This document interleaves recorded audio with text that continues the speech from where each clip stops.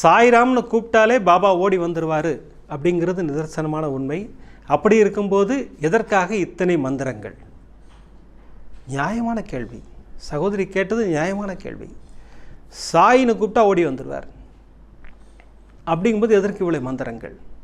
நம்ம வசதிக்காகத்தான். நம்ம சாய்ராம்னு கூப்பிட்ருவோம் இல்லைங்களா?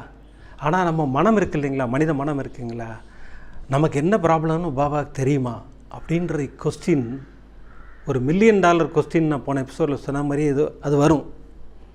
நம்ம பாபாவை தானே கூப்பிட்டோம், நம்ம எதற்காக கூப்பிட்டோன்னு பாபாவுக்கு தெரியும் 100% தெரியும். ஆனால் நமக்கு இந்த மனித மனத்திற்கு நம்ம ஒரு உணர்வை கொடுத்துட்டோம்னு வச்சுக்கோங்களேன்.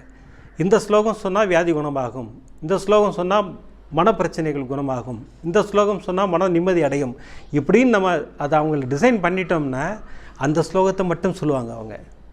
அவங்களுக்கு ஒரு மிகப்பெரிய திருப்தி இருக்கும். பாபா கிட்ட நம்ம இந்த அருமையான கோரிக்கையை சப்மிட் பண்ணிட்டோம் அப்படின்ற ஒரு திருப்தி வரும். அதற்காகத்தான் நம்முடைய வசதிக்காக ஏற்படுத்தப்பட்டதான் ஸ்லோகங்கள். ஆனால் இந்த ஸ்லோகங்கள் எல்லாம் பாபாவால் அங்கீகரிக்கப்பட்டதுங்கிறது நிதர்சனமான உண்மை.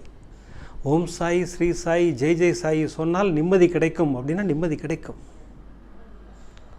சர்வரோக தோஷ நிவாரண ஸ்லோகம் சொன்னால் சர்வரோகங்களும் தோஷங்களும் குணமாகுதுன்னா குணமாகும். இதெல்லாம் நம்பிக்கை சார்ந்த விஷயம். பாபாவுக்கு நம்மளை தெரியாதா? நம்மளை படைச்சதே அவர் தானே. அவருக்கு ஈஸியாக தெரியும் எல்லாம். நமக்கு இந்த நிமிஷம் என்ன நடந்துகிட்ருக்குன்னு அவருக்கு தெரியும். ஆனால் நம்முடைய மன திருப்திக்காக தான் நம்ம இதெல்லாம் பண்ணிக்கிட்டு இருக்கோம். அதான் உண்மை.